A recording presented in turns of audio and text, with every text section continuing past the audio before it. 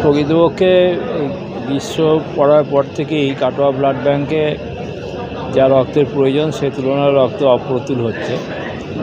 তাই আমরা একটা ব্লাড ব্যাংকে সাহায্য করার জন্য এই রক্ত ক্যাম্পটা করছি। আমাদের ছেলেমেয়েরা রক্ত দিচ্ছে।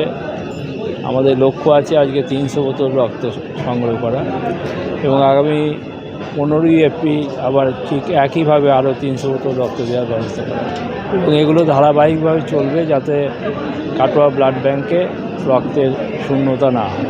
রক্তদান শিবির কাদের উদ্যোগে হচ্ছে? তৃণমূল কংগ্রেসের উদ্যোগে।